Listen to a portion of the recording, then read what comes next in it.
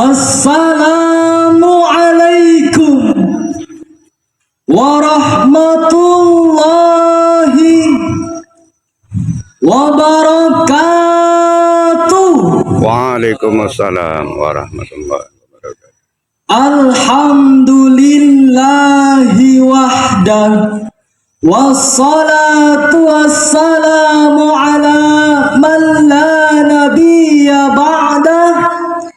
Allahumma salli wa sallim ala sayyidina Muhammad wa ala alihi wa sahbihi wa mawalah.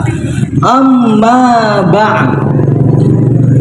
Dewan Hakim yang kami muliakan dan hadirin sebangsa dan setanah air yang kami banggakan.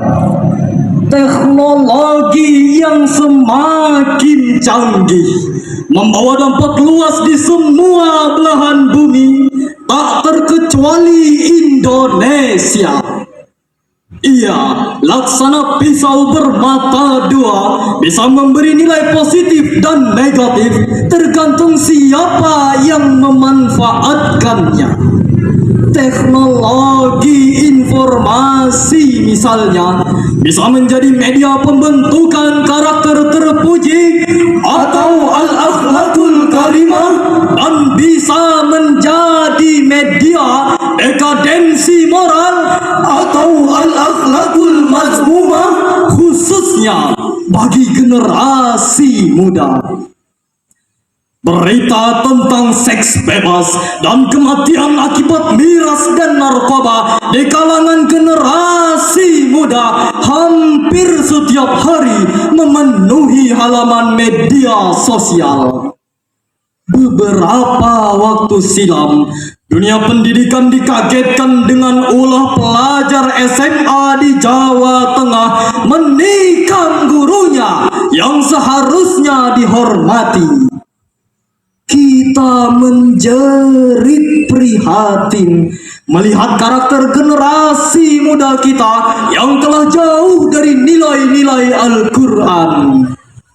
Oleh karena itu, hadirin, pada kesempatan yang penuh ukhuwah ini, kami akan menyampaikan syarahan Al-Quran dengan judul Membangun Generasi Muda Kalimantan Tengah yang Berkarakter dan Qur'ani, sebagai rujukan firman Allah Subhanahu wa ta'ala dalam Al-Quran surah Shad ayat 29 sebagai berikut. A'udzu billahi minasy syaithanir rajim.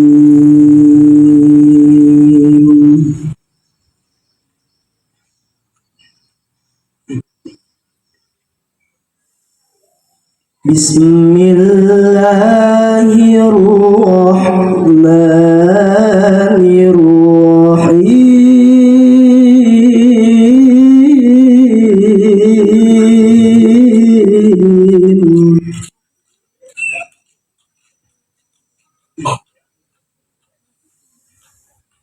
Kitabun anzalnahu ilaika mubarakun liyadabbaru ayatih.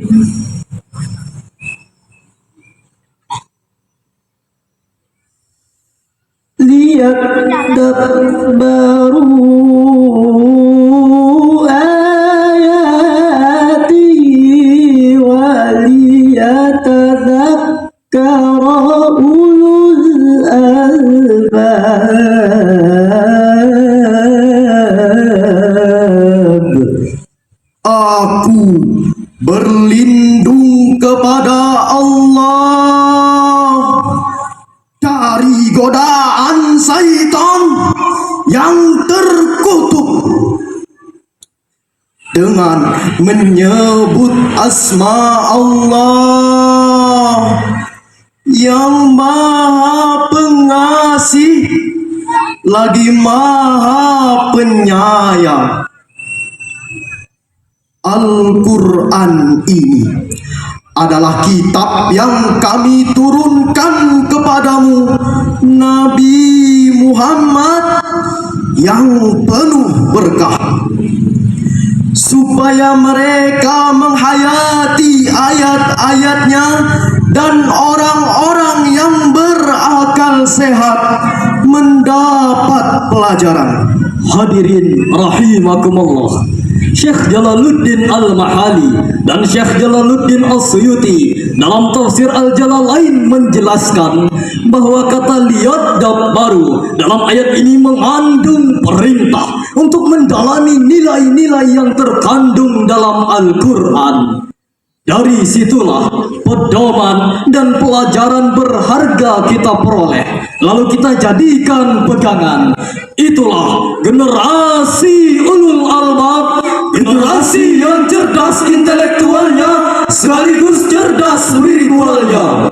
Hadirin yang berbahagia, pesatnya perkembangan teknologi telah membawa perubahan terhadap karakter dan gaya hidup setiap orang, lebih-lebih generasi muda. Kita tak akan bisa menghentikan laju internet booming, maka sebagai konsekuensinya kita harus membangun pondasi keimanan dan filter yang kuat untuk menyaring derasnya arus budaya asing. Hadirin, sekuat angin kencang tak akan bisa menumbangkan pohon yang memiliki akar menghunjam ke bumi. Sayyidina Ali bin Abi Thalib radhiyallahu anhu berkata, Angin kencang yang menerpa bukanlah untuk menggoyangkan pohon, melainkan untuk menguji sejauh mana kekuatan akarnya. Hadirin yang berbahagia, kita juga prihatin atas sejumlah peristiwa yang terjadi di kalangan generasi kita yang mencerminkan rusaknya karakter mereka. Antara lain, pertama kasus narkoba. Lagi-lagi kita dikagetkan dengan sebuah berita yang dilansir British Broadcasting Corporation, adanya penangkapan oknum perwira yang dipercaya sebagai kasat resersi narkoba dan diyakini mampu memberantas narkoba, malah tertangkap atas kepemilikan dan pengedaran narkoba. Mau dibawa kemana negeri kita jika kita semua tidak menyingsingkan lengan baju untuk berperang melawan narkoba? Kedua, kasus kekerasan seksual. Kementerian Pemberdayaan Perempuan dan Perlindungan Anak mencatat sebanyak 13.000 kasus kekerasan seksual terjadi mulai dari bulan Januari hingga Juli 2025. Hadirin, kami ulangi sekali lagi, 13.000 kasus, bukan 13 kasus. Negara kita ini kaya dengan para pakar, Berpendidikan tinggi dalam berbagai disiplin ilmu, lulusan dalam maupun luar negeri, bahkan bergelar profesor. Tapi sayang, di antara mereka masih ada yang tak berkarakter. Mereka menggunakan kepintarannya untuk memproduksi berita bohong serta memprovokasi dan adu domba. Bahkan orang yang selama ini kita kagumi keilmuannya berteriak lantang melarang korupsi, ternyata tertangkap KPK karena kasus korupsi. Mereka berorasi berjuang atas nama rakyat, tapi ujung-ujungnya merampas hak rakyat. Hadirin, marilah kita beristighfar, memohon ampun kepada Allah Subhanahu wa ta'ala. Astaghfirullah ya Allah, ya kami mohon kepadamu, ampunilah dosa kami dan jadikanlah negeri ini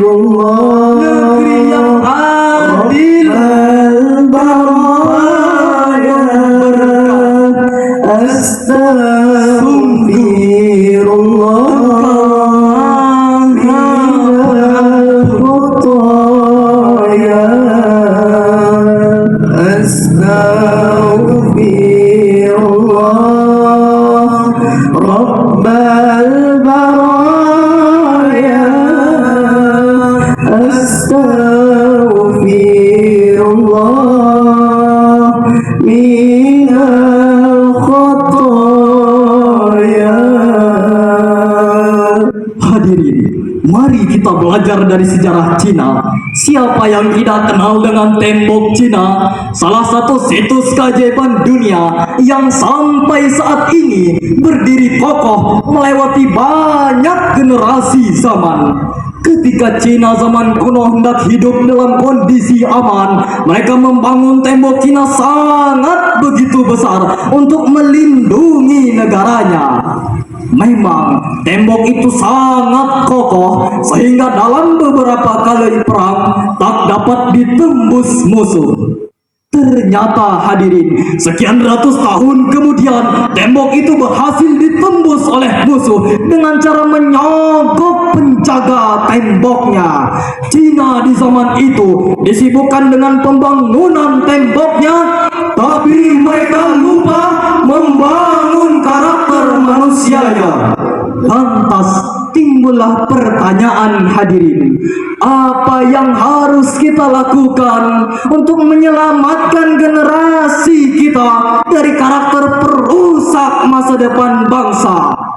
Firman Allah Subhanahu wa taala dalam Al-Qur'an surah Al-Ahzab ayat 21 sebagai berikut. Laqad kana lakum fi Rasulillahi uswatun hasanah liman kana yarjullaha wal yawmal akhir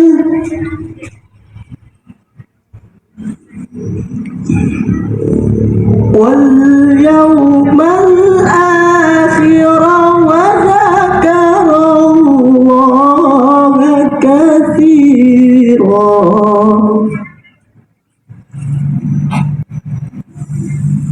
واليوم الآخر وذكر الله كثيرا صدق الله العظيم.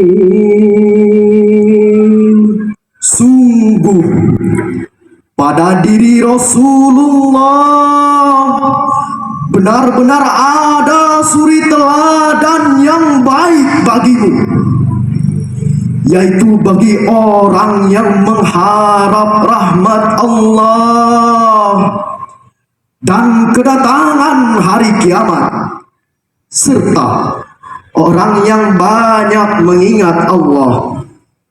Maha benar Allah dengan segala firman-Nya. Hadirin yang dirahmati oleh Allah Subhanahu wa taala, Profesor Dr. Muhammad Quraisy Shihab dalam tafsir Al-Misbah menjelaskan Rasulullah adalah teladan yang baik bagi umat manusia.